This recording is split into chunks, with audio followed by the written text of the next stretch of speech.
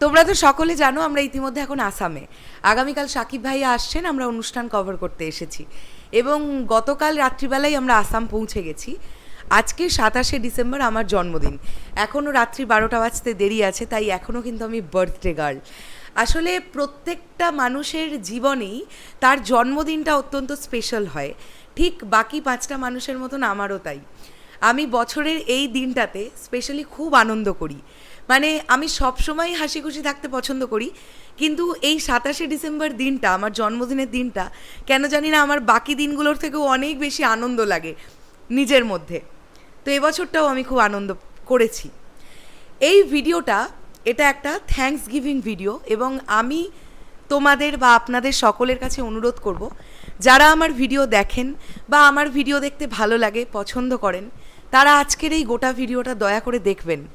একটু হয়তো বড় হবে ভিডিওটা, কিন্তু আমি চাই আপনারা আপনাদের মূল্যবান সময় থেকে যদি দয়া করে একটু সময় দিয়ে আমার এই গোটা ভিডিওটা দেখেন, আমি খুব খুশি হব। বা ধরে নিন আজকে বার্থডে গার্ল আপনাদের এটা রিকোয়েস্ট করছে যে আপনারা বা তোমরা গোটা ভিডিওটা দেখো। আজকে না, গতকাল রাত্রি 11টা থেকে এখনও পর্যন্ত আমি কেবলমাত্র সোশ্যাল মিডিয়ায় প্রায় 7.5 থেকে 8,000 উইশ পেয়েছি। আমি জানি এই সংখ্যাটা শোনার পরে আপনাদের বা তোমাদের অনেকেরই মনে হচ্ছে যে এটা কি করে সম্ভব, এটা সম্ভবই নয়।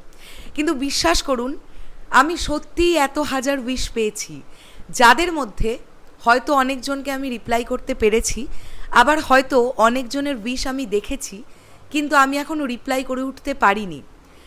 যাদেরকে আমি রিপ্লাই করে উঠতে পারিনি তাদের কাছে আমি করজোড়ে ক্ষমা চেয়ে নিচ্ছি, আমাকে ক্ষমা করবেন। আমি ধীরে ধীরে সবাইকে রিপ্লাই করব। আমি আপনাদের প্রত্যেকের উইশ পেয়েছি এবং আমি নিজেকে ধন্য বলে মনে করছি যে এই 7,500-8,000 মানুষ আজকে আমাকে উইশ করেছেন, যাদের লেখার মধ্যে এই লাইনটা ছিল, ভালো থেকো, সুস্থ থেকো, এবং ম্যাক্সিমাম মানুষজন যেটা বলেছেন যে সবসময় এরকম হাসি খুশি থেকো। এটা আমার কাছে না অনেক বড় একটা পাওয়া, এবং আমি আপনাদের সকলের কাছে বা তোমাদের সকলের কাছে বলতে চাই যে ঈশ্বরের কাছে আশীর্বাদ চাইবেন, প্রার্থনা করবেন আমার জন্য, যেন আমি সবসময় এরকম হাসি খুশিটাই থাকতে পারি। আমি ইন্ডাস্ট্রির অনেক বড় বড় মানুষের কাছ থেকে আজকে উইশ পেয়েছি। সকলের নাম আমি এখানে করতে পারবো না, কেননা তারা ওপেন প্ল্যাটফর্মে আমাকে উইশ করেননি, আমাকে ব্যক্তিগতভাবে উইশ করেছেন বেশ কিছু মানুষ। কিন্তু যারা ওপেন প্ল্যাটফর্মে উইশ করেছেন তাদের কিছু জনের নামের মধ্যে আমি অবশ্যই এরকম কিছু নাম বলতে পারি যেগুলো আমার কাছে অনেক অনেক ভালো লাগার। আমার কাছে, আমি মনে করছি আমি নিজে ধন্য যে আমি গত 2.5 বছর বা 3 বছর এই ফিল্ডে কাজ করছি। এর আগে আমি সম্পূর্ণ একটা অন্য জগতে থাকতাম, আমি গান বাজনা ছাড়া কিছু জানতাম না। সেখান থেকে দাঁড়িয়ে আমি এখন সিনেমা নিয়ে আপডেট দিই, ইভেন্ট কভার করি। আমার সঙ্গে অনেক মানুষের পরিচয় হয়েছে, অনেক মানুষের আশীর্বাদ আমি পেয়েছি। তো সেখান থেকে আমি আজকে অনেক হ্যাপি। আমি এক এক করে আসি। প্রথমেই আমার পরম বন্ধু যারা আছে, আমরা একই কমিউনিটিতে কাজ করি বা একই ফিল্ডে কাজ করি, আমরা কন্টেন্ট ক্রিয়েটর। বেশ কিছু জনের নাম করি যারা আজকে সোশ্যাল মিডিয়ায় ওপেন প্ল্যাটফর্মে আমাকে নিয়ে পোস্ট করেছো বা করেছিস। আসলে আমি আমার ফিল্ডের সবাইকেই তুমি বলে সম্বোধন করি, বা যারা খুব কাছের তাদেরকে আমি তুই বলি। প্রথমেই যে নামটা নেব, এন্টারটেনিং প্রিন্সের ভিডিও নিশ্চয়ই তোমরা সকলে দেখো, প্রিন্সকে তোমরা চেনো। প্রিন্সের নাম নিলাম। শিল্পেন্দু চ্যাটার্জি। এরপরে আমি যার নাম নেব তার নাম হচ্ছে মহারাজ চ্যাটার্জি। মহারাজকেও তোমরা চেনো। রূপম, আচ্ছা রূপমের কথা বলতেই হবে। রূপম আমার খুব কাছের এক ভাই, মানে কতটা কাছের আমি বলতে পারবো না। রূপমের নিজের দিদি নেই এবং আমার নিজের কোনো ভাই নেই। আমি সেই ভাইয়ের জায়গাটাতে ওকে দেখি আর ও সেই দিদির জায়গাটাতে আমাকে দেখে। এতটাই আমাদের সম্পর্কটা দাদা বোনের মতন। এবং সবার আগে আমি রূপমকে থ্যাংক ইউ তো বলবো না, আমি বলতে চাই যে আমি খুব খুশি হয়েছি রে, তুই এভাবে উইশ করেছিস। অনেক বড় হ, সুখে থাক, আনন্দে থাক, অনেক অনেক মানে এগিয়ে যা নিজের জীবনে।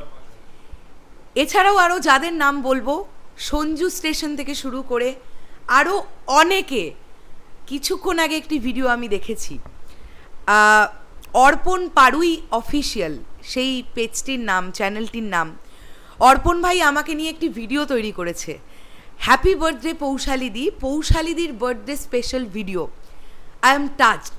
আমি জানি অর্পণ আমার ভিডিওটা তুমি দেখছো, এবং আমি তোমাকে বললাম খুব শীঘ্রই তোমার সঙ্গে আমার দেখা হবে। আমি চাই তোমার সঙ্গে আমার দেখা হোক, কেননা এমন একজন ভাইয়ের সঙ্গে আমার আগে এতদিনে কেন দেখা হয়নি যে আমাকে এত ভালোবাসে। আমি তোমার ভিডিওটা আজকে এভাবে না দেখলে এবং আজকের মতন স্পেশাল দিনে না দেখলে হয়তো আমি বুঝতেই পারতাম না যে তুমি আমাকে এতটা ভালোবাসো। এবার যদি ইন্ডাস্ট্রির কিছু মানুষের কথা বলি, মেকআপ আর্টিস্ট সোমনাথ কুণ্ডু থেকে শুরু করে, এছাড়াও যদি আমরা বলি অংশু বাচের কথা, যাকে বন্ধন সিনেমায় আমরা জিদ্দার সঙ্গে কাজ করতে দেখেছি, এছাড়াও আরও অনেক ডিরেক্টর, নীলায়নদার কথা যদি বলি, মিউজিক ডিরেক্টর নীলায়ন চ্যাটার্জি, তিনি থেকে শুরু করে আরও অনেকে আমাকে উইশ করেছেন ইন্ডাস্ট্রির ভেতরকার। আমি প্রথমেই বললাম আমি প্রত্যেকের নাম নিতে পারবো না এখানে। এছাড়াও আরও অনেকে আমাকে উইশ করেছেন। আচ্ছা, এটা গেল একটা দিক। এবারে আসি বাংলাদেশ থেকে যারা আমাকে উইশ করেছো বা করেছেন। আমি ভাবতেই পারি না আমি ইন্ডিয়া থেকে বসে সাকিব ভাইয়াকে কেন্দ্র করে ভিডিও করি বা বাংলাদেশের কাজ নিয়ে কথা বলি। তোমরা এত ভালোবাসা দিয়েছো আমাকে সোশ্যাল মিডিয়ায়, বিশ্বাস করো আমি ফেসবুক খুলতে পারছি না, এত উইশ এসছে। ব্যক্তিগতভাবে আমার কাছে মেসেঞ্জারে বলি, হোয়াটসঅ্যাপে বলি, সেটা মানে ওপেন উইশ বলি, আমার ছবি দিয়ে এডিট করে সবটা করে প্রচুর বাংলাদেশের আমার অডিয়েন্সের কাছ থেকে বা আমার শুভাকাঙ্ক্ষীদের কাছ থেকে আমি উইশ পেয়েছি আজকে। সুরজিৎ দা, আচ্ছা এবার যদি আমি পার্টিকুলারলি আসি, সুরজিৎ দা, সৌরভ, এছাড়াও আরও অনেকে, সুরজিৎ দা, সৌরভ, এদের সঙ্গে আমার একটা আলাদাই সম্পর্ক, কেননা জিদ্দা মানুষটাকে আমি খুব ভালোবাসি। আমার এপার বাংলায় এই মানুষটার প্রতি আমার একটা আলাদাই দুর্বলতা আছে, আমি এই মানুষটার ফ্যান। তো সেখান থেকে দাঁড়িয়ে সুরজিৎ দা, সৌরভ, এদের সকলকে অনেক থ্যাংক ইউ। জিদ্দার মারফত তাদের সঙ্গে আমার আলাপ।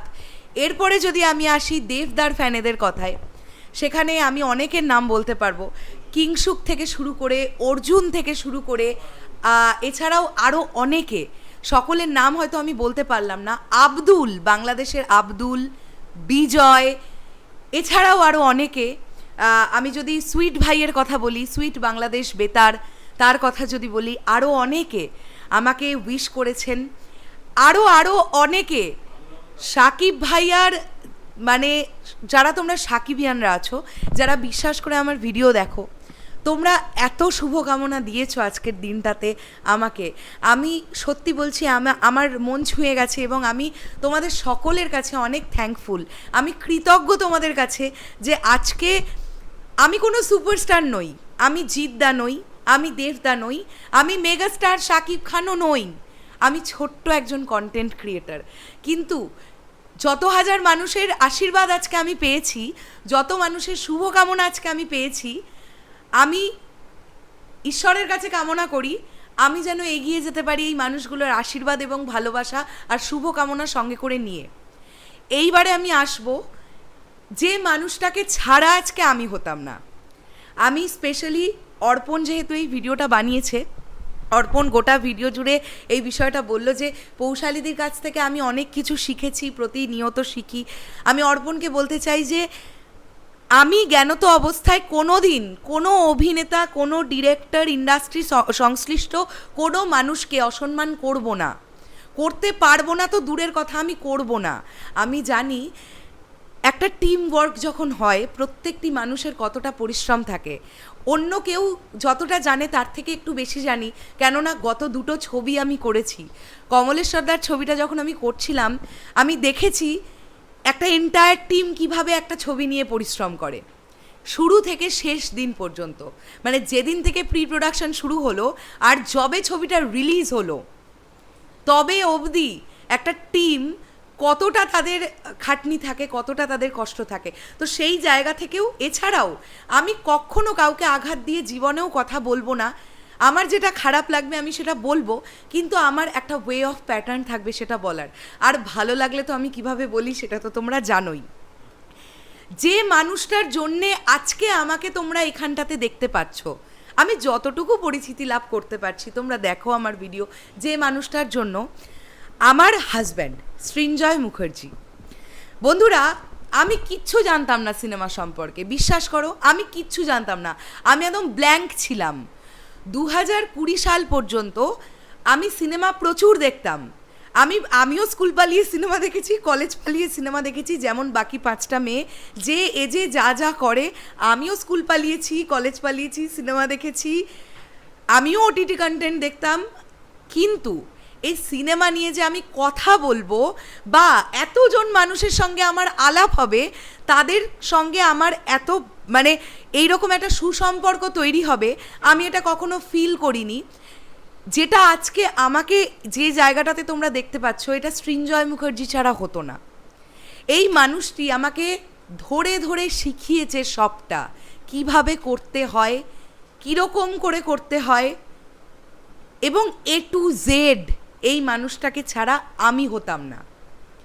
আমি প্রত্যেকটা মুহূর্তে এটা, আমি যদি কখনো এরকমও আসে যে কোনো দিন হয়তো এরকম এলো যে আমি আর ভিডিও করব না, আমার এমন পরিস্থিতি এলো, আমি সেই দিনও শেষ মুহূর্তে এসেও এই মানুষটাকে ক্রেডিট দেব, কেননা সে না থাকলে আমি কিচ্ছু শিখতে পারতাম না। আমাকে হাতে ধরিয়ে শিখিয়েছে কিভাবে মাইকের সামনে কথা বলতে হয়, আমাকে হাতে ধরিয়ে শিখিয়েছে কিভাবে ইভেন্ট কভার করতে হয়, আমাকে হাতে ধরে শিখিয়েছে কিভাবে ইন্টারভিউ নিতে হয়, কিভাবে ইন্ডাস্ট্রির মানুষের সঙ্গে কথা বলতে হয়। আমি এখনও অনেক আপগ্রেডেড নই, বিশ্বাস করো, আমার থেকে অনেক অনেক আপগ্রেডেড মানুষজন আছেন। আমি অনেক ভালো ইংলিশ বলতে পারি না, আমি একদম হিন্দি বলতে পারি না, আমি একটু একটু বাংলাটা আমি ভালো করে বলতে পারি, এ বাদে কোনো ভাষা আমার সেভাবে আসে না। কিন্তু আমি এইটুকুনি যা বলতে পারি, এইটাও কিভাবে গুছিয়ে বলতে হবে, এটাই মানুষটা শিখিয়েছে। কাজেই উইদাউট সৃঞ্জয় মুখার্জি, আজকে পৌশালী মুখার্জি, এই যে ভিডিওটা তোমরা এখন দেখছো, এটা হতো না। অনেকেরই মনে হতে পারে যে নিজের বরের ঢাক পেটাচ্ছে বসে বসে। বিশ্বাস করো, আমি একটা বিন্দু মিথ্যে কথা বলছি না। যারা পার্সোনালি সৃঞ্জয়কে চেনো তারা তো চেনো, যারা চেনো না আমি তাদের জন্য বললাম। এবং এই মানুষটা আমি দেখেছি, আমাকে তো কম ট্রোলিংয়ের সম্মুখীন হতে হয়নি। রিসেন্ট টাইমে আমি সাকিব ভাইয়াকে নিয়ে ভিডিও করি বলেও প্রচুর মানুষ আমাকে ট্রোলিং করেছেন। আমিও অনেক সময় বলেছি ছেড়ে দাও না, কমেন্টে রিপ্লাই করতে হবে না। ও সমানে কমেন্টে রিপ্লাই করেছে এবং ও সমানে সেটার প্রতিবাদ করেছে। তুই কেন বলেছিস, একটা মেয়েকে কেন বডি শেমিং করছো, একটা মেয়েকে নিয়ে কেন এরকম নোংরা নোংরা কথা বলেছো, অনেক কিছু ফেস করেছি। আজকে আমরা দেখি যে সকল মহিরুহদের, আজকে আমি জিদ্দার কথা বলি, দেবদার কথা বলি, প্রসেনজিৎ চট্টোপাধ্যায়ের কথা বলি, সাকিব ভাইয়ার কথা বলি, মিঠুন চক্রবর্তীর কথা বলি, আমি সকলের কথা বলছি। আজকে যারা যারা সাকসেসের শিখরে গিয়ে পৌঁছেছেন, তাদের স্ট্রাগলিং পিরিয়ডটাতে যদি আমরা ঘুরে যাই না, আমরা অনেক কিছু জানতে পারবো তাদের থেকে। তারাও ফেস করেছেন, তারাও ট্রোলিংয়ের মুখোমুখি হয়েছেন, আজকে তারা সেই জায়গায় গেছেন, আজও তারা ট্রোলিং হন। ট্রোলিং তো তাদের নিয়েই হয় যারা লাইফে এগোতে পারছে, যাদের উন্নতি আসছে। আমি জানি না আমার কতটা উন্নতি আসছে, তবে আমি ইদানিংকালে খুব এনজয় করি আমাকে নিয়ে কেউ ট্রোলিং করলে। আমি আজ থেকে 6-7 মাস আগেও খুব রিয়্যাক্ট করতাম। এর আগেও এরকম হয়েছে যে আমি অন ক্যামেরায় এসে কেঁদে ফেলেছি যে আমাকে নিয়ে কেন এমন হচ্ছে, আমি তো আসলে এরকম হবে কেন আমাকে নিয়ে, আমি তো কিছু করিনি, কিন্তু আমি দেখেছি আমাকে নিয়ে এরকম হয়েছে, এখনও হয়। বাট আমি এখন অ্যাভয়েড করতে পারি, আমি এখন মনে করতে পারি ভাই ভাঁড় মেজা, তোদের এসব কমেন্ট আমি দেখি না, আমি শুধু তাদেরই কমেন্ট দেখি যাদের কাছ থেকে আমি পজিটিভনেস পাই। আজকে আরও কিছু মানুষের কথা বলি। এই যে আজকে ইভেন্ট হয়, এই যে আজকে আমরা আসামে এসছি, এই যে আজকে আমরা দিনের পর দিন বাড়ির বাইরে থাকি, আমি তো একটি বাড়ির বউ। আজকে আমার শ্বশুর বাড়ি সম্পর্কে আমি দুটো কথা বলি, তাহলে শোনো তোমরা। অনেকেরই তোমাদের মনে হয় না, আমাকে বলো না দিদি এত কাজকর্ম করে সংসার করে কিভাবে এত ভিডিও বানান। আমি ভিডিও বানাতে পারতাম না যদি না আমার শাশুড়ি আমাকে সাপোর্ট করতেন।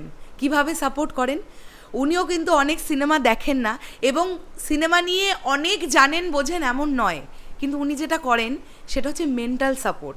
আমি যখন বলি ধরো আমি একটা কথার কথা বললাম, আমি একটা তরকারি রান্নাঘরে বসিয়ে দিয়ে এলাম, আমাকে আমাদের কাজের যে ঘরটা সেই স্টুডিওটা থেকে সৃঞ্জয় একটা হাঁক দিয়ে বলল, পৌশালী আপডেট এসছে, তুই এক্ষুনি চলে আয়।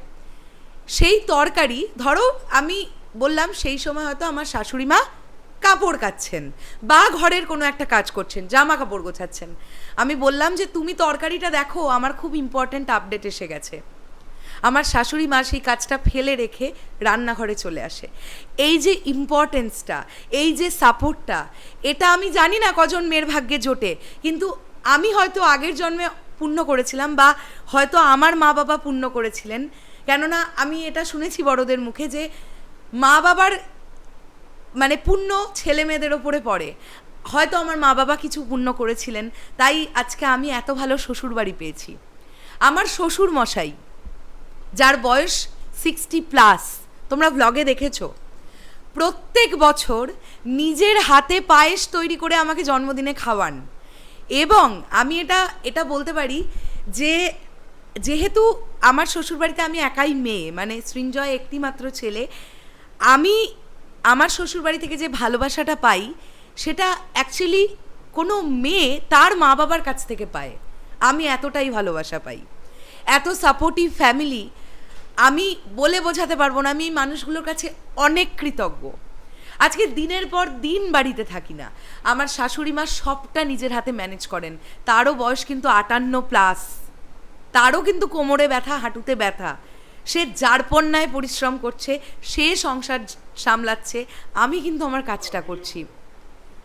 আবার আমার সঙ্গে ভিডিও করেন মাঝে মধ্যে। তো এটা অনেক বড় একটা ভিডিও।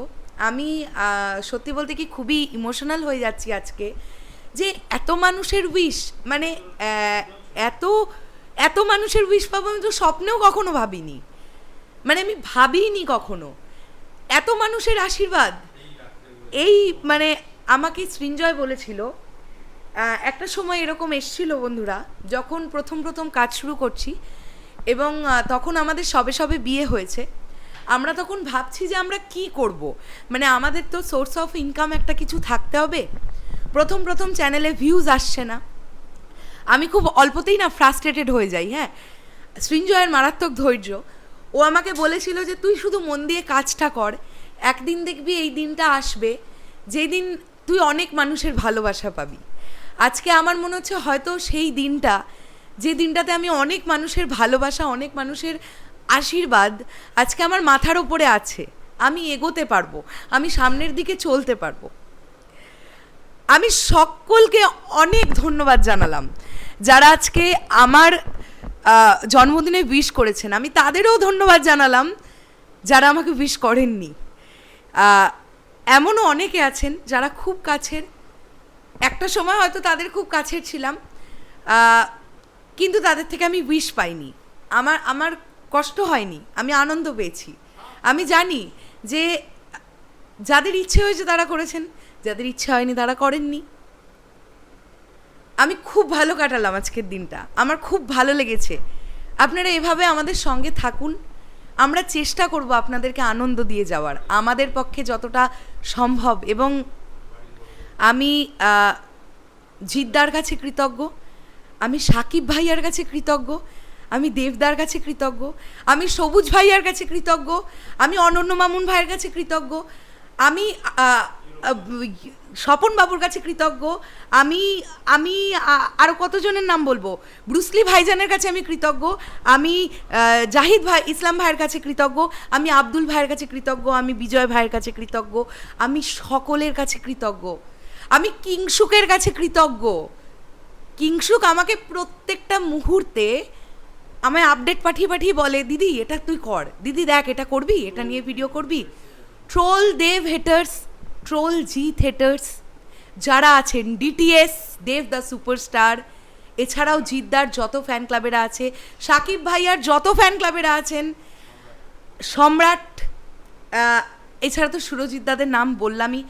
আচ্ছা, বাংলাদেশ থেকে জিৎ শাহিন, বাংলাদেশ থেকে আমাদের সুরজিৎ কর্মকার, এছাড়াও হচ্ছে আরও অনেকে আমি হয়তো সকলের নাম মনে করতে পারছি না, যাদের নাম আমি ভুলে যাচ্ছি আমাকে ক্ষমা করবেন। সকলকে অনেক ধন্যবাদ।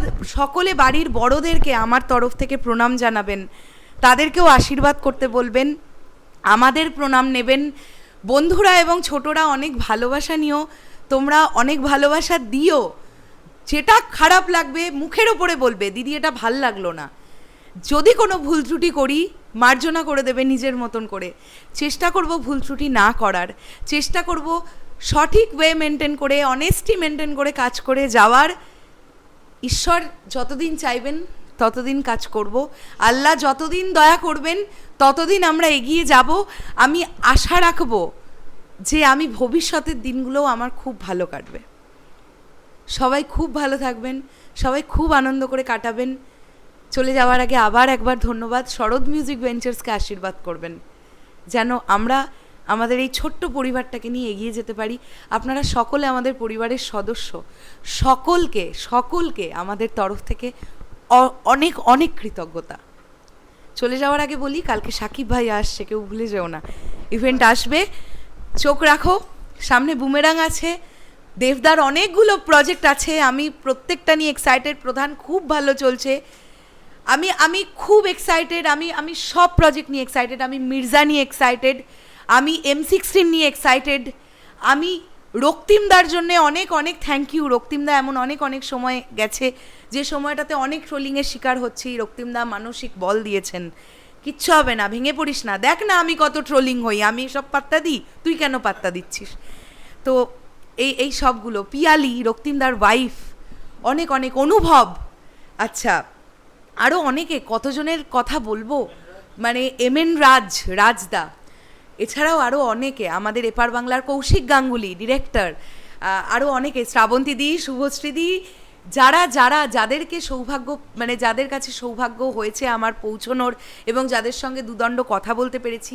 ইধিকা পল, প্রিয়তমা, তাকেও, শান্তনু, যার থ্রু দিয়ে আমার ইধিকা পলের সঙ্গে ইন্টারভিউ নেওয়ার সুযোগ হয়েছিল, শ্রীতমা, অর্পিতা টলিফোকাসের, আরও অনেকে, আমার সকল মিডিয়া বন্ধুদের, যাদের জন্য আজকে, মানে যাদের সহযোগিতা ছাড়া হয়তো শরৎ মিউজিক ভেঞ্চার্স এগোতে পারতো না। আমি সবাইকে ধন্যবাদ জানালাম। যাদের নাম মিস করে গেলাম ক্ষমা করবেন। রানা বসু ঠাকুর, কত মানুষের ভালোবাসা পেয়েছি, বলবার কথা নয়। ধন্যবাদ, সকলকে ধন্যবাদ। আমি touched, I am really touched. আমি খুব খুশি, আমি বলতে পারবো না আমি কতটা খুশি। চলে যাওয়ার আগে বলি, অনেকেরই এটা প্রশ্ন, আমার বয়স কত হলো। আমি আজকে 27 বছরে পদার্পণ করলাম। আমার 1996-এর 27 ডিসেম্বর জন্ম।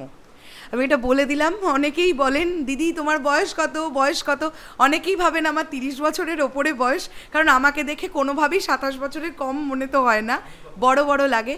আর আমার বড়মশাই আমার থেকে 7 বছরের বড়, 6 বছরের বড়।